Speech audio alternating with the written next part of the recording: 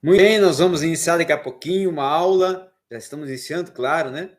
A continuidade de uma aula de hermenêutica neotestamentária. E na aula de hoje, eu e o meu Talmud, eu tenho, de hermenêutica avançada, e nós estamos estudando sobre mitos, né? E aí vamos tratar agora, neste momento, da mitologia dentro da teologia de Rudolf Bultmann, tá? Então, dentro dessa proposta, é que nós vamos estar estudando agora, certo? Tá dando esse barulhinho aqui porque eu estou mandando para ele aqui no WhatsApp o link, tá? Muito bem.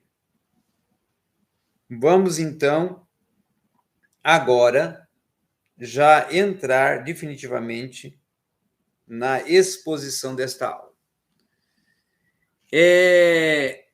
Enquanto ele chega, né? Claro, enquanto ele chega. Ele chegando, eu quero só apenas que ele me escreva ok, que já está presente. Muito bem. Então, o assunto que nós vamos esboçar e vamos estar tratando, tá? Ele tem muito a ver e está presente ao contexto também que nós podemos considerar da mitologia.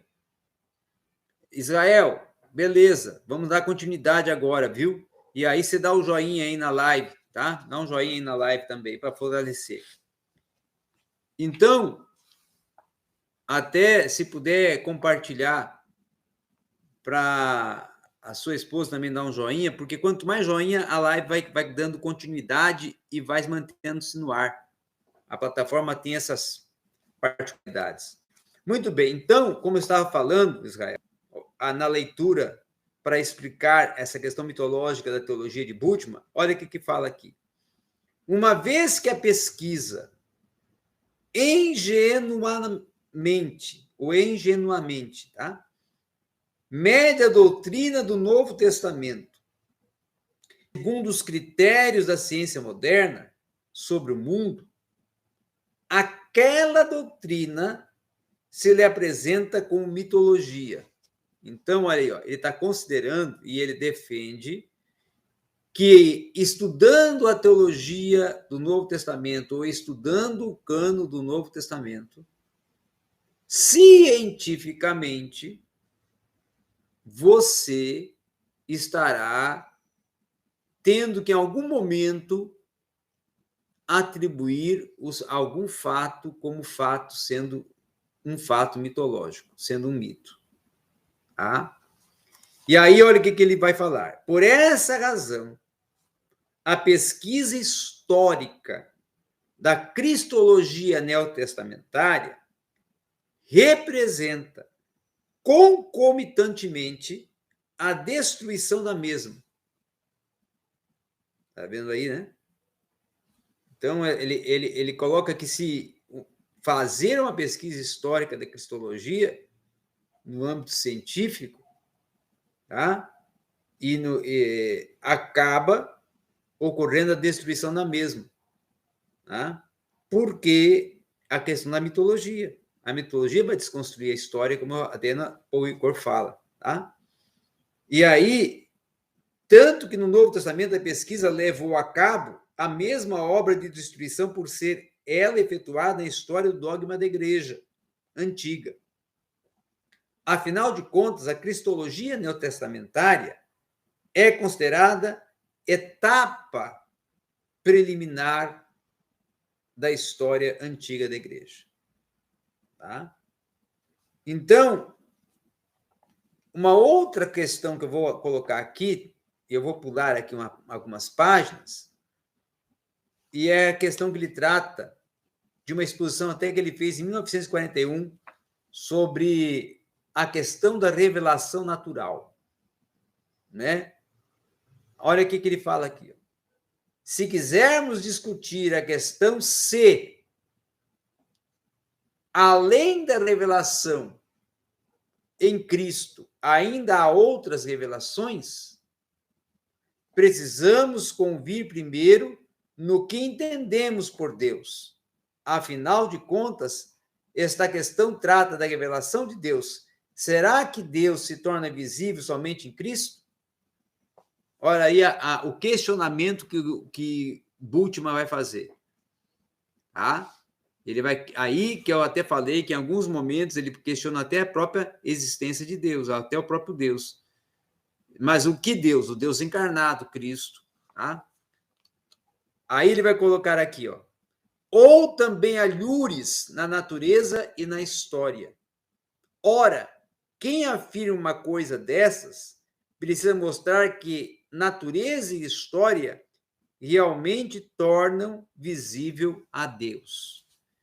Então, Bultmann, na sua defesa da mitologia e da construção de uma hermenêutica científica para explorar a teologia do Novo Testamento, ele vai, então, como aqui mesmo ele declara,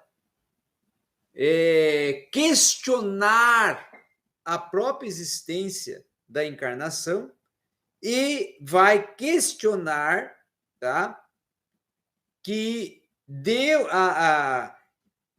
que olha que eu coloquei, que coloca aqui, que a própria natureza, tá, a própria legitimidade da natureza, ela pode tornar-se Deus conhecido através dela, tá? Ou seja, eu posso enxergar essa revelação da natureza como autoconhecimento de Deus. É o que ele está discutindo. Então, por isso que a mitologia, dentro da teologia do Novo Testamento, ela desconstrói o texto do Novo Testamento, ela é um risco, porque ela torna o Novo Testamento racional, natural e descredencia o sobrenatural. Por isso que Bultmann é um teólogo que tem que ser estudado com certo cuidado. Com certo cuidado. Por isso que eu sempre aconselho meus alunos que sejam gradativos.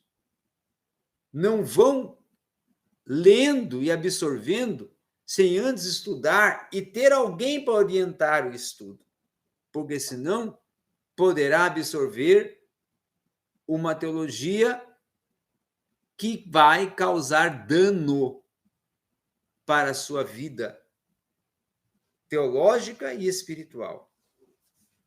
Mas ainda para nós concluirmos, né, e ampliarmos essa discussão sobre Bultmann, olha o que ele coloca aqui. O ser humano nada tem a reivindicar de Deus. E até esse ponto, né, ou nesse aspecto, Jesus estaria totalmente de acordo com os rabinos, que defendem a ideia fundamental da ética judaica de maneira limpa. No entanto, o estar preso a uma autoridade puramente formal, a qual se deve prestar obediência cega, experimenta da parte dele um grau de rejeição que vai além de tudo que conhecemos a respeito de uma ocasional crítica rabínica. Então, a autoridade da Escritura é um fato. O que caracteriza não é somente o fato de extrair com segurança das Escrituras as exigências éticas e aceitas como compromissivas. Por exemplo, quando perguntado pelo caminho que leva à vida ou pelo mandamento principal, pois também nesse ponto os mestres judeus o acompanham. Mas, diferentemente do parecer dos escribas, que encara todas as passagens das Escrituras como igualmente compromissivas e harmonizam as que são contraditórias, Jesus contrapõe uma passagem de Escritura à outra, enquanto que na lei está escrito que o homem pode dispensar sua mulher com uma carta de separação, por outro lado, ele vai expondo aqui e vai trabalhando. Então, em alguns momentos, em algumas exposições, ele procura desenvolver uma teologia que convence a pessoa de que ele está certo, e de que, em algum momento, a teologia dele ela é assim uma interpretação e exposição ampla, doutrinária, sistemática da verdade. Mas isso é uma faceta para levar você a absorver a proposta de Bultmann, ou os pressupostos dele, e depois, conforme você vai mergulhando no estudo dele, absorver a mitologia. Então, é isso que eu falo e falei na aula que nós estávamos tendo anteriormente no Zoom, que a mitologia é risco. A mitologia na teologia, ela não pode ter um espaço. Porque se a mitologia na teologia tiver espaço, ela desconstrói a realidade da verdade que a teologia prioriza. Tá? Então, até eu vou repetir. Se a mitologia na teologia tiver um espaço, ela desconstrói a verdade que a teologia prioriza. Então, a teologia é algo de grande valor e não pode ser destruída pela mitologia. E não pode ser comprometida pela mitologia. Mas isso não quer dizer que eu não vá observar como hermeneuta que existem mitos. Mas esses mitos não estão presentes no sagrado, porque o sagrado não é algo mitológico, o sagrado é algo real e concreto. O mito está na ciência, o mito está na história, mas não está na sagrada escritura. Abimael Carvalho está presente, dá o joinha aí na live, se não é inscrito, se inscreve no canal. E aqui, Abimael, é uma exposição de uma aula de hermenêutica neotestamentária que nós lecionamos e apresentamos para alunos particulares, alunos que eu considero como tálmides, que são discípulos, seguidores, né, desse compartilhar da teologia e do saber teológico de já 30 anos que trabalho com a teologia, né? E aí, claro, eu tenho muitos alunos e ex-alunos que tomam ainda aula até hoje comigo, particulares. Não é? Esse canal mesmo é uma oportunidade que muitos têm de crescer teologicamente com as quase 600 ou 700 vídeos que tem aqui de teologia. Além disso, eu tenho também meus livros, né? Tenho automaticamente, como escritor, 11 livros para instituições teológicas, 11 só para uma, para outra tem 4, então são 15 livros para instituição teológica, e depois para a editora eu tenho 4 já, e estou partindo para o 5º agora pela editora Reflexão. Graças a Deus. Abimael escreveu: tenho buscado um certo entendimento dos grandes pensadores do século XX, 19 e 18. Dentre eles, quero me aprofundar sobre a teologia de Pannenberg. Quais cuidados que preciso ter? Pannenberg